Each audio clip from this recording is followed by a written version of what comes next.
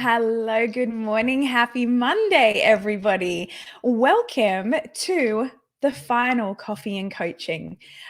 So today is going to be my last coffee and coaching session, and I'm going to kind of be going over that today and talking about why we kill off things that are working quite well and the different things to look at. So I'm really happy we're back to the world now. Welcome back to the world, everybody. I know, the kids have been off. What have they been off? Like 10, 11, 12 weeks, something like that. And now they're back at school, which is exciting. Are your kids back at school? Let me know in the chat box if you've had kids and they're back at school today. And it's both bittersweet. I mean, I felt really sorry for the kids while they've been off because we've obviously been working full time, and so they've been a lot more neglected than they usually are in holidays. So that's a real shame, but they're absolutely stoked to be back today. I can see people coming on. Good morning. Good morning.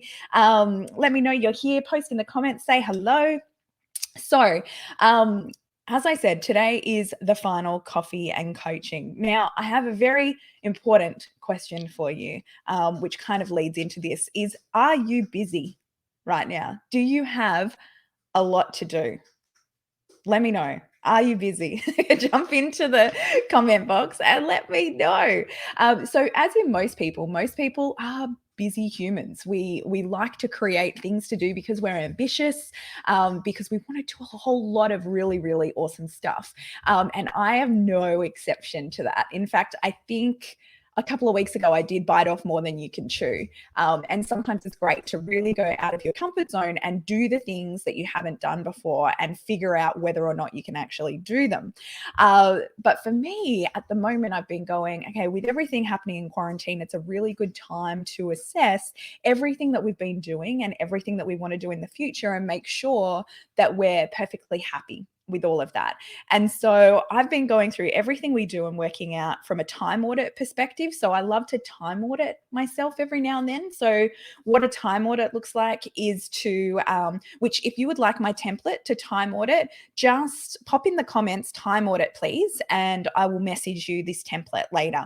So what you do is it's a spreadsheet that you go through and you work out exactly what you do with your time every day of the week. And then you can work out what percentage of time is spent on marketing and on admin and on family and on all the things that are important to you.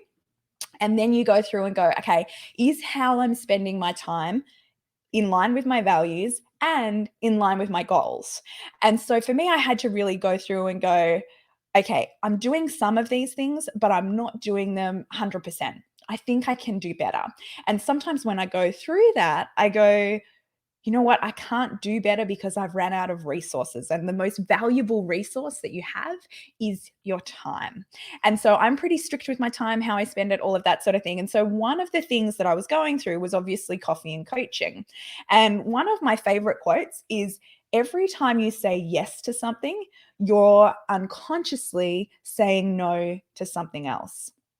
And so I went, okay, if I'm saying yes to this, what would I do in place of that? So if you're looking at something and you're going, if you were going to spend your time in doing that, good morning, Peter. I shall send you the time audit later.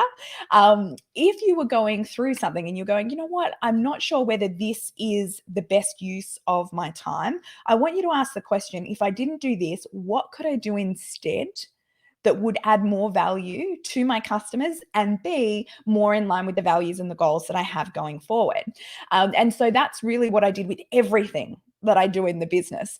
And what I was looking at was going, you know what? The members in my business are my number one priority, which they should be in every business. The people that are paying you money, your prime customers, they are the people that are your number one priority. And through doing coffee and coaching, it's about 3 to 4 hours a week of time, not mine. Mine comes in. Good morning, Donna. How are you? Mine comes in and I jump on. I probably spend about 15 minutes beforehand working out the dot points of different things that I want to say and then setting up on StreamYard here.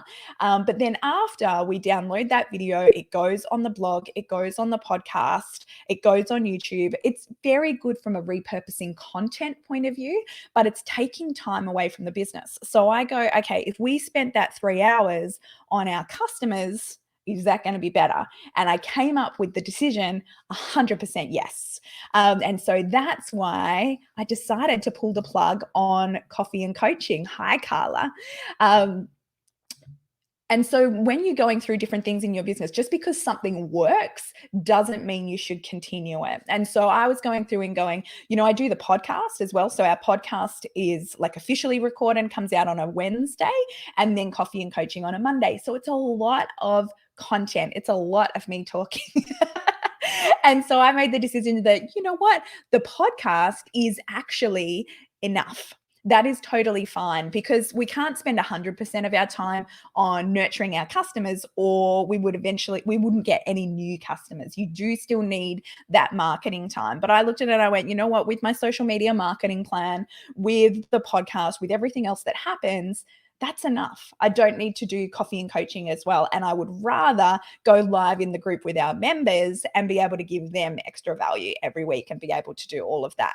And so with you, is there something in your business at the moment that, are you busy? I'll come back to that question, because there's a lot more people on here now. Let me know in the comments, are you busy right now? And if you say yes to that, then what I want you to do is go through the time audit. And again, if you've just come on, if you want a template to time audit, just say time audit, please, in the comments, and I'll send you that later. But I want you to go through each of the things that you're doing and go, even if it's working, even if it's not, could you be doing something better? Is there something that could add more value and increase the speed that you achieve your goals? And for me, one of my goals, my main goal, is by 2025 to have 100 women in my coaching program making $1 million a year. And so that's a very, very audacious goal. But to do that, I've got to spend a lot of time on coaching people, a lot of time on creating new systems, a lot of time on checklists, a lot of time on experimenting, so that I can then pass that knowledge on to my members and they can kind of shortcut it. And so to do that, it takes more resources. Good morning, Moni. How are you? And so, so that's what I have decided to do, is the podcast is enough. So for everybody that comes on here every week, I want to say thank you for tuning in. I mean, I did cocktails and coaching all of 2019, and then I have done coffee and coaching every Monday for this year. So it's been a big, massive commitment, and I will be a little bit sad to see it go. I may just moonlight randomly when I miss it a lot. But now that we're kind of coming out of this COVID-19 fog, I want to get back into being really regimented about the minutes that I spend, and that I'm making sure that everything is going to where it should. So last opportunity that you'll have here in a coffee and coaching capacity. Does anybody have any business questions that you want to ask, of anything that you're stuck on, any decisions that you're making, how we do different things? Ask them in the comments now, and I can answer them for you live. And while we're doing that, I can take a sip out of my coffee cup. Do you know, I love this coffee cup so much. You can probably, for those of you watching live, not listening on the podcast, it's this gorgeous ceramic coffee cup from Few and Far. If you look up Few and Far, it's the most beautiful interiors shop, furniture shop I've ever seen online. Also one of my clients. But it's absolutely amazing. So you can see that. Okay, we've had no questions come through. This happens, and then I always go to wrap it up, and then people start sending questions through. I'm like, so send them through if you've got any. What was I going to say? There was something that just popped into my head, and then I totally forgot it. So last coffee and coaching. Oh, that's what I was going to mention, because of the podcast. So up until now, we've also, and this was a factor in my decision making as well. We actually have better podcast listening to statistics when coffee and coaching doesn't get added. I think because of the different format. Obviously, this one's a little bit more casual. I'm talking to you live. So for people listening later, it's not as effective. And so I'm hoping when we stop, it'll go back up again to the numbers that it was before. Okay, Moni's asked, how much time do you recommend we spend moderating Facebook groups? as much time as it takes. So Facebook groups are absolutely fantastic in order to nurture clients that may join you later. But it's also a really great thing for you to be in there commenting on everyone. We go to so much effort to actually create the Facebook groups that if you're not in there answering people, commenting, keeping the engagement alive, then you've wasted your time. There was no point in doing it in the first place. Personally, I spend about 15 minutes and I go through like a crazy person. So I go onto Facebook for 15 minutes in the morning. I look at every single notification, every single comment, and I reply to every comment. Because I think what's the point otherwise? So it's really important to deliver that grade A customer service and then try and, if someone's asking lots of really great questions, take that conversation into private as well. So you can really get to know that person and see whether you should work together more. But it's really how long is it going to take you? Good morning, Palmina. Okay, so Donna has said, how do you figure out pricing for online courses for membership? Oh my gosh, this is one of the most difficult questions because it's not like, I used to own a toy store. So you'd buy a toy for $1 and you'd sell it for $2. Really, really simple equation.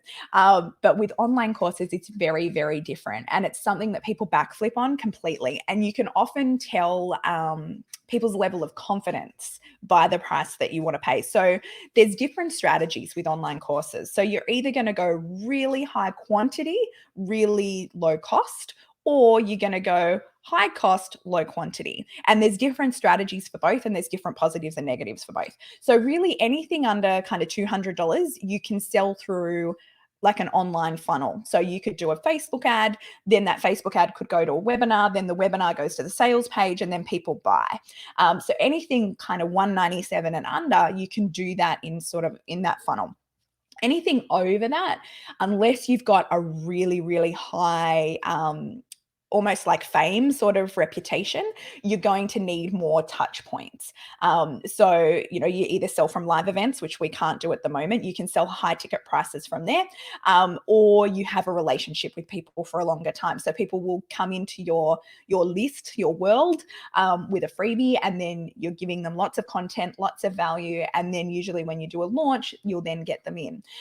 If it's anything over $2,000, you'll need to have a one-on-one call generally with them as well. So with online courses, I always do it from the point of view of what value can be given. So for me, one of my online courses is $997. On average, when people do that, they'll then make $10,000 from that within the next 60 days. And so for me, I go, well worth the $1,000. I feel totally comfortable charging that. There's people that charge less, there's people that charge more. That's something that I like. And really, when it comes to online courses, you charge whatever you want. There's no real formula for it, which makes it kind of hard. But you look at what value are you providing, what return can the customer get, and making sure that it's going to be a win-win for both of you. So making sure that, for example, there was someone I was talking to the other day that's charging $297 for their course, but for that, they're talking to people, they're saying, give me a call whenever you like, I can help you with this. They're giving way too much for the price that they're getting paid. So making sure that it's actually going to work for both. So hopefully that helps. Okay, good morning, Kristy. Kristy said, good morning, Tina. Would love to know the deciding factor in ceasing coffee and coaching. Is it based on stats? So go back and watch this one from the beginning. And I talked all about that. So it was mainly time and where best to spend my time. And I decided I wanted to spend it on my members, the customers that are paying me money, and the things that I'm doing public to the face here, which is really to nurture customer bases and let people get to know me before they decide to buy from me. I thought my normal Facebook Lives, my normal Instagram stories, my normal podcast is plenty there. So that's the short answer to that in there. So hopefully that helps. All right, have we got any other questions coming through? Is there any other questions that you've got? Gosh, I love coffee. Isn't it the best thing in the world? I call coffee love in a cup, and then it gets to the bottom and I'm always really sad that it's run out. All righty, everyone. So that is the final coffee and coaching. Who knows? We never say never. It may come back later. But for now, if you do want a copy of that time audit, just comment in there and say time audit, please. Or see, this always happens. I go to wrap up and then more questions come in. All right, I will hold. Donna, I have a few client Facebook groups. In making changing, would you serve me the groups to ask what they love and what they'd like to continue and what they don't love and what we should stop? Yes and no. So yeah, sometimes we can, like for me personally, I have 4 different Facebook groups as well. I've got different groups for different segments of my members. And then I've got her Empire Builder, which is for the public as well. So it takes a lot of effort to maintain different Facebook groups. It takes a lot of effort to do planned lives like I've been doing. It takes a lot of effort to do a weekly podcast. All these things take time and effort. And so you've got to work out what's giving you the best return to know whether to continue doing that or not, and what is impacting your customers, what's in line with your values and what's in line with your goals. So you could ask people, but often the people that answer are a really small segment. And so I do it more from an observation point of view in going, which of those Facebook groups are giving you the best interaction? Which ones have the highest engagement? Which ones have been most useful to you in the past and most useful to the customer? And they're the ones to keep. And it's no problem to tell people in another group, I'm going to combine these 2 groups together and pop them into the other one there, because it means that you just don't have to think about all the different content that you're posting all the time, which is good because sometimes we can go content overkill as well, which is what I feel like I've done. Is that content overkill? But in terms of, like, I love Instagram stories for asking opinions in terms of what people are enjoying, what they're not. Sometimes I've got some of the best podcast episodes out of saying, hey, what would you like to hear more about? And people will tell me and I go, excellent, we shall do that. So it works really well. So hopefully that helps. In saying that, with Facebook groups, if each of the different groups serves a different purpose, so for like mine, I've got one group for a certain course, I've got one group for another course, and it's really nice for those people to be able to interact with each other and to create that community and to really keep each other accountable through that journey as well. So if they serve purpose, then keep them there. But if you've got like lots of different Facebook groups and you're having to come up with content all the time for the different ones, really ask the question, is this the best use of my time, or should I be doing something else that's going to add more value for my customers? Moni said, amazing guidance and perspective. Always wondered about all this. Thanks, Moni. All righty. So that's it. If you want to tune in, I'll now be on the podcast. It'll come out every Wednesday. If you are not subscribed to the podcast yet, jump on Her Empire Builder and subscribe for the podcast. And then I will be answering questions. So if you ever got any questions like the ones that you ask in Coffee and Coaching, jump into Her Empire Builder group. So often if people send me an email and ask me a question, I'll ask it in the group, because then it's helpful for everyone. Because usually why I've loved doing Coffee and Coaching is when someone asks a question, there's usually so many other people on that are going, oh yeah, I want to know the answer to that too. So it's much more helpful to ask it in a public sphere, because I guarantee you're going to be helping someone out by doing that. All righty, guys, have the greatest week. Set yourself up for absolute winning. Have a look at how you're spending your time, what's going to be the most important, and use less time to do more. Thanks so much. See you later.